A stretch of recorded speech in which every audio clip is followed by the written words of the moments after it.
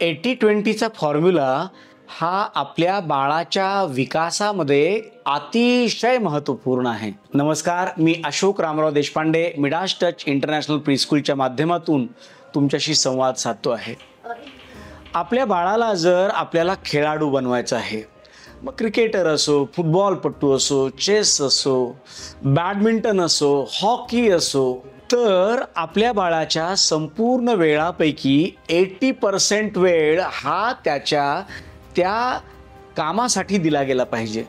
उदाहरणार्थ, जर त्याला क्रिकेटर व्हायचं असेल तर 80% वेळ हा क्रिकेटच्या मैदानावर त्याचा गेला पाहिजे। जर त्याला चेसपटू व्हायचा असेल तर त्याचा 80% वेळ हा चेस खेळणे, चेसबद्दलचं ऐकणे, दुसऱ्याच्या चेसच्या मॅच बघणे या संबंधी आणि तज्ञ चेसपटूंना ऐकणे यासाठी दिला गेला पाहिजे।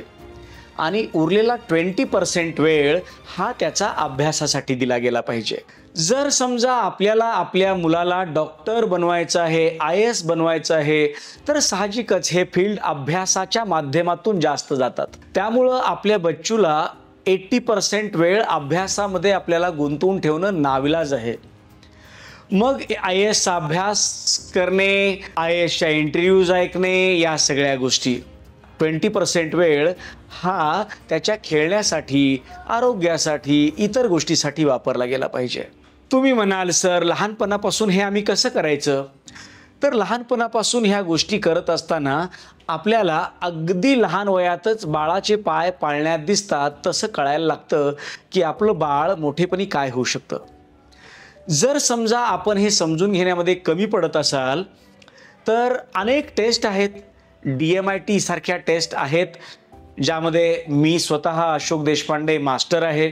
तुम्ही मला येऊन भेटू शकता आणि त्या विषयावरचं मार्गदर्शन घेऊ शकता। अगदी कुठल्याही गोष्टीत हा फॉर्म्युला जसाच्या तसा वापरता येतो बरं का। चुकतं कुठं पालकांचं माहिती आहे, जेव्हा तू अभ्यास पण कर 2 तास आणि 2 तास खेळ, म्हणजे 50-50चा फॉर्म्युला पालक वापरतात। धड ते बच्चू अभ्यासात व्यवस्थित होत नाही, धड ते बच्चू खेळात पण व्यवस्थित होत नाही। एक सामान्य कॅटेगरी म्हणून ते वाढायला लागतं। त्याच्यातही मौज आहे, काही हरकत नाही आहे, पण आपल्याला या सगळ्या गोष्टीचा थोडासा फॉर्म्युला बनवावा लागणार आहे।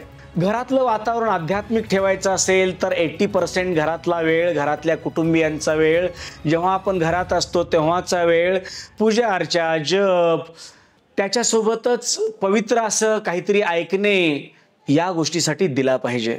आणि 20% वेळ इतर ज्ञानार्जनासाठी पण दिलाच पाहिजे। बातम्या बघितल्या पाहिजेत, नवं जग काय म्हणतंय, काय चालू आहे जगामध्ये हे बघितलं पाहिजे। आपल्याला आवडणारी एखादी विनोदी सिरियल असेल, इतर काही असेल, बघितलं पाहिजे, पण फॉर्म्युला ठरला पाहिजे। अगदी हेल्थ सुद्धा व्यवस्थित ठेवायची असेल ना तरीही हाच फॉर्म्युला आहे। 80% आहार हा आपल्या घरामध्ये बनलेला पवित्र आहार, ताजा आहार, छान आहार, जो देवाला नैवेद्य दाखवण्याच्या योग्यतेचा आहार आपल्या घरामध्ये आपल्या आईने बनवलेला आहे तो खाल्ला पाहिजे। आणि नाविलाजानं जेव्हा आपल्याला बाहेर जावंच लागतं आणि आपल्याला खावंच लागतं तेव्हा 20% जरूर खायला हरकत नाही। पण नेहमी लक्षात घ्या, बाळाच्या विकासामध्ये हा 80-20चा फॉर्म्युला खूप परफेक्ट आहे।